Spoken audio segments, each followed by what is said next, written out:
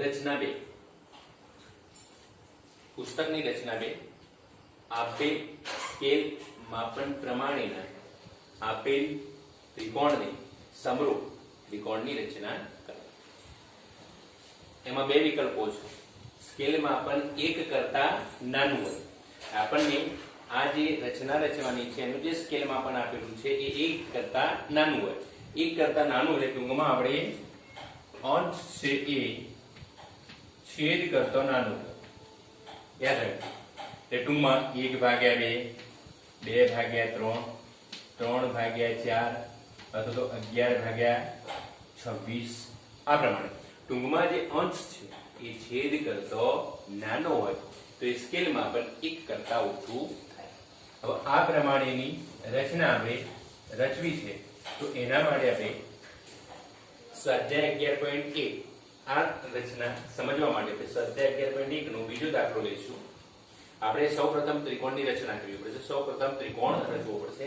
તો 4 semi, 5 semi અને 7 semi બાજુવાળા ત્રિકોણની રચના કરી અને પછી આ ત્રિકોણની બાજુઓને અનુરૂપ તે બાજુઓથી 2/3 એટલે 2/3 ગણી બાજુવાળા ત્રિકોણની રચના કરો. વિદ્યાર્થી મિત્રો અહીંયા આપણે પક્ષ લખીશું. AB બરાબર 4 સેમી, BC બરાબર 6 સેમી અને AC બરાબર 5 સેમી બાજુઓના માપ આપેલ છે. કૃતિની વાત કરીએ આપણે AB બરાબર 4 સેમી, BC બરાબર 6 સેમી અને AC બરાબર 5 સેમી થાય તેવી બાજુઓનો ત્રિકોણ ABC રચવો. ત્યાર પછી ત્રિકોણ ABC બાજુઓને સમરૂપ થાય તેવો ત્રિકોણ ABC ની બાજુઓથી 2/3 ગણી બાજુવાળા ત્રિકોણની રચના કરવી. આપણે અહીંયા યાદ રાખીશું. અથવા તો તમે સામાન્ય રીતે લખી શકો છો કે ત્રિકોણની બાજુની ત્રિકોણ ABC ની બાજુની અનુરૂપ બાજુઓથી 2/3 ગણી બાજુવાળા ત્રિકોણની રચના કરવી. હવે જો એ રચના માટે આપણે અહીંયા સૌપ્રથમ BC પાયો લઈશું. BC 6 સેન્ટીમીટર લઈશું. તમારા માટે 6 સેન્ટીમીટર આટલા નાના થશે. તમારે ફૂટપટ્ટીના માપ પ્રમાણે જ 6 સેન્ટીમીટર લેવાના. અહીંયા તમને દેખાય એના માટે હું માપ થોડું મોટું લઈશ મારી રીતે.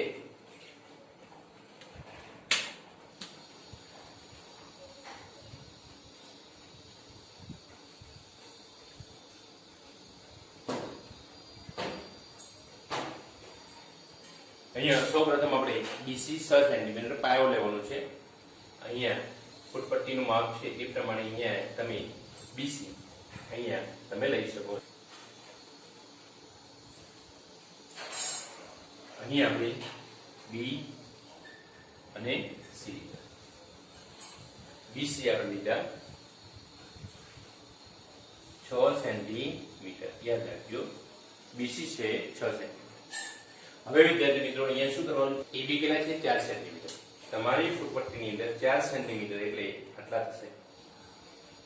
તમારી ફૂટપટ્ટીની તમારી નોટની અંદર આટલા થશે. પરંતુ તમને દેખાય એ માટે અહીંયા હું મારું પ્રમાણે માપ લઈશ.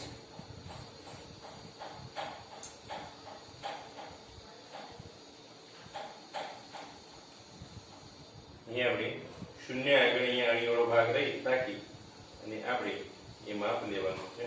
AB બરાબર 4 સેન્ટીમીટર મેં લીધા છે. બરાબર છે. તો AB બરાબર 4 સેન્ટીમીટર તમારે લેવાના છે. હવે AB તો અહીંયા એક રેખાખંડનું એક અંત્યબિંદુ આપેલું છે B. તો B ને કેન્દ્ર લઈને આપણે શું કરવાનું છે? અહીં એક ચાપ મારવાનું. AB બરાબર 4 સેન્ટીમીટર લઈ AB બરાબર 4 સેન્ટીમીટર લઈ રેખાખંડ AB નું એક અંત્યબિંદુ B છે. B આગળ કેન્દ્ર રાખીને અહીંયા ચાપ મારવાનું. એ જ પ્રમાણે અહીંયા જુઓ હવે AC.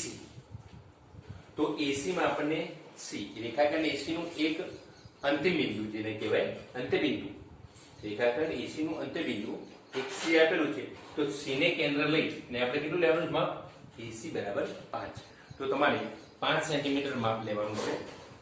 હું મારી મેં જે લીધેલું છે પ્રમાણે 5 સેન્ટીમીટર હું માપ લઈશ.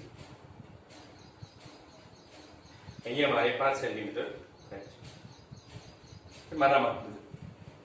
તો અહીંયા આ રેખાખંડ AC નું એક અંત્યબિંદુ C છે. તો અહીંયા આપણે C ને કેન્દ્ર રાખી અને અહીંયા આપણે ચાપ મારશું. તો અહીંયા ચાપ.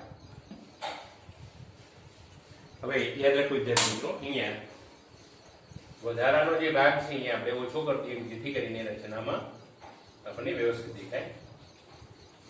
હવે જો આ જે બંને છેદ બિંદુ આવ્યા છે એ છેદ બિંદુ જે છે આ બંને ચાપ મારેલા છેદ બિંદુને આપણે શું નામ આપીશું? એ. હવે એ ને આપણે જોડી દઈએ બી સાથે.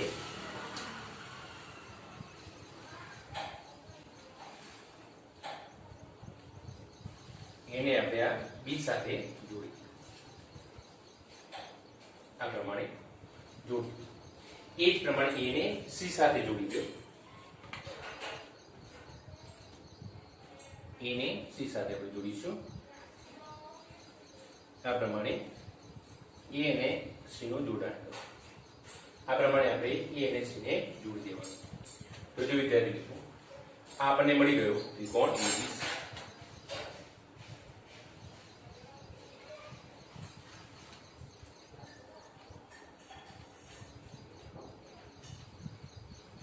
આ થઈ ગયો ત્રિકોણ એબીસી. આ જે છે 4 સેન્ટીમીટર, આ જે છે 5 સેન્ટીમીટર. તો આપણને આપેલા માપ મુજબ આપણે ત્રિકોણ રચી દીધું છે. હવે આપણે શું કરવાનું છે? આ ત્રિકોણ ની જે બાજુ છે એ બાજુઓ કરતા કેટલો આપણને 2/3 ગણો આપણે બીજા એક ત્રિકોણની રચના કરવાની છે. રેખાખંડ BC સાથે લઘુકોણ બનાવે એ પ્રમાણેનું આપણે કિરણ BX દોરીશું. એના માટે કોઈ માપ નથી. આપણે અહીંયા યાદ રાખજો વિદ્યાર્થી મિત્રો, અહીંયા એકદમ ઈઝી રચના છે, સરળ રચના છે. યાદ રાખીએ ત્રિકોણ ABC ની રચના કરી. ત્યારબાદ રેખાખંડ BC સાથે બે બિંદુ આગળ લઘુકોણ બનાવી એ પ્રમાણેનું કિરણ આપણે BX દોરીએ છીએ. હવે જો અહીંયા આપણે 2/3 યાદ રાખજો 2/3 એમાં 2 અને અહીંયા કેટલા આપેલા છે? 3. અહીંયા સરવાળો કરવાનો નથી. અહીંયા યાદ રાખવાનું છે કે અંશ અને છેદ બંનેમાં મોટામાં મોટો અંશ અને છેદ બંનેમાં મોટામાં મોટો અંક કયો છે? 3. યાદ રાખજો અહીંયા 2 છે ને અહીંયા 3. તો અહીંયા 3 છે. તો અંશ અથવા તો છેદ બંનેમાં જે મોટામાં મોટો અંક હોય એ આપણે લઈશું. એટલે કેટલો છે? 3. તો અહીંયા 3 સરખા ચાપ મારીશું. અહીંથી બી થી આપણે 3 સરખા ચાપ મારીશું. બીને કેન્દ્ર લઈ એક ચાપ આપણે અગાઉની રચનામાં રીતે ચાપ મારતા શીખ્યા છીએ. તો 3 સરખા આપણે આ રીતે ચાપ મારીશું. યાદ રાખજો આ 3 સરખા ચાપ મારીશું. અહીંયા બી આપેલો છે એટલે આને આપણે B1 કહીશું, B2 અને B3. સમજી ગયા? હવે આપણે શું કરીશું? અહીંયા આપણે ત્રિકોણ ABC ની રચના કરી. રેખાખંડ BC ની સાથે B બિંદુએ લઘુકોણ થાય એ પ્રમાણે BX કિરણ રચ્યું. અહીંયા અંશ અને છેદમાં મોટામાં મોટો અંક જોઈએ તો 3 છે. અહીંયા 3 સરખા આપણે ચાપ લીધા એટલે રેખાખંડ BX પર સરખા માપના 3 એટલે B1 બરાબર B1 B2 બરાબર B2 B3 એમ આપણે રચના કરી. યાદ રાખજો અહીંયા આપણે આ પ્રમાણે B1 B1 B2 B2 B3 ની રચના. આ ભાગ સરખુતા એ. હવે વિદ્યાર્થી મિત્રો આપણે ત્રિકોણ ABC ની જે બાજુઓ છે એ બાજુઓના 2/3 ગુણોત્તર જેટલું માપ હોય એવી બાજુઓના માપનો બીજો ત્રિકોણ અહીંયા રચવાનો છે. અહીંયા આપણે યાદ રાખીશું વિકલ્પ 1 અહીંયા લીધો છે, વિકલ્પ 2 લઈશું તો પણ સેમ ટુ સેમ આ રીતે જ આવશે. યાદ રાખીએ અહીંયા જે છેદ છે, યાદ રાખજો વિદ્યાર્થી, જે છેદ છે બંને વિકલ્પમાં જે છેદ છે એની સાથે અહીંયા આ જે ત્રિકોણ ABC નું C બિંદુ છે જોડવાનું છે. તો જો અહીંયા છેદ કેટલો છે? 3. તો 3 સાથે આપણે એને જોડીશું. 3 સાથે આપણે જોડીશું. ત્રિકોણ ABC આ કોઈ પણ લઘુકોણ રચો, 3 ભાગ કરે, 3 સાથે આને C ને જોડીશું. હવે આપણે શું કરીશું? હવે અહીંયા જોઈશું અંશ. અંશ કેટલો આપેલો છે? 2. અંશ કેટલો છે? 2. તો આ જે ખૂણો છે બી, B3 અને C. ટૂંકમાં આ જે ખૂણો છે એટલા જ માપનો ખૂણો કયો આગળ રચવાનો છે, જે અંશ આપેલો છે ને 2 અહીંયા આપણે ખૂણો રચીએ. તો એ રચવા માટે આપણે શું કરશું, એકરૂપ ખૂણાની રચના આપણને આવડે છે. B3 ની કેન્દ્ર લઈ અને આપણે એક ચાપ મારીશું. આ પ્રમાણે અહીં ચાપ મારીશું આ પ્રમાણે, જેથી કરી અને આ જે ખૂણો છે B, B3, C એના બંને ભુજને છેદે, બંને કિરણને છેદે એ પ્રમાણે ચાપ લીધું. એ જ પ્રમાણે અહીંયા આપણે B2 આગળ ખૂણો બનાવ્યો છે એટલે B2 ને કેન્દ્ર લઈશું અને આ પ્રમાણે ચાપ મારીશું એટલે એના એક ભુજને છેદે એ રીતે ચાપ લંબાવીશું. હવે અહીંયા જોઈશું કે આ જે ચાપ છે એ ચાપ બંને ભુજ જે છે એ બંને વચ્ચેનું અંતર માપી લઈશું. જોઈ લઈએ અહીંયા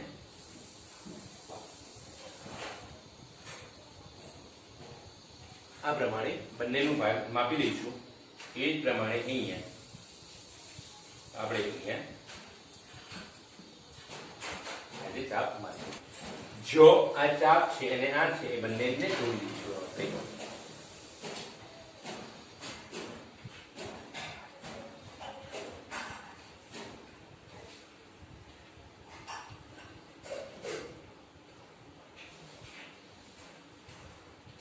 આ પ્રમાણે આપણે જોડી.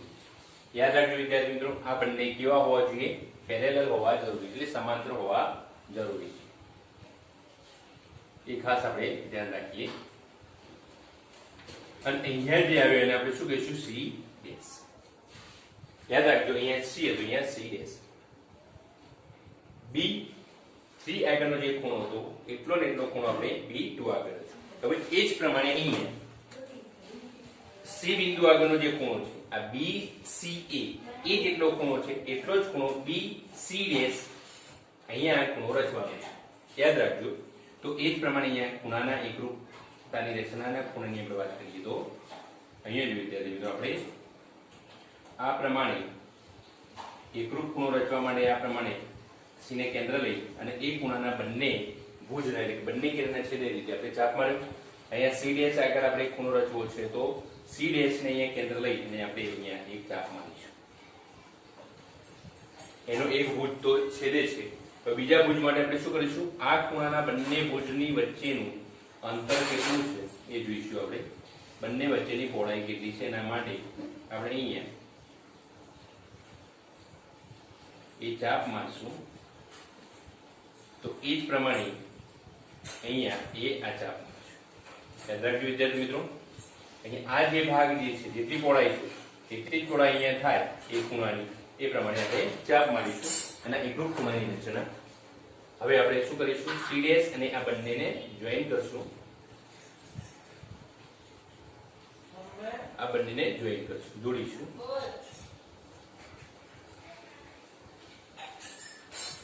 આ જોડી દીધા. આખું માપ જે હતું 4 સેન્ટીમીટર હતું, આ આખું માપ જે છે 6 સેન્ટીમીટર. અહીંયા હું એને કાઢી દઉં. અહીંયા જે આવ્યો એ ડેશ આવ્યો. તો વિદ્યાર્થી મિત્રો અહીંયા જે માંગેલ ત્રિકોણ છે એ ત્રિકોણ આ બન્યો A dash B C dash.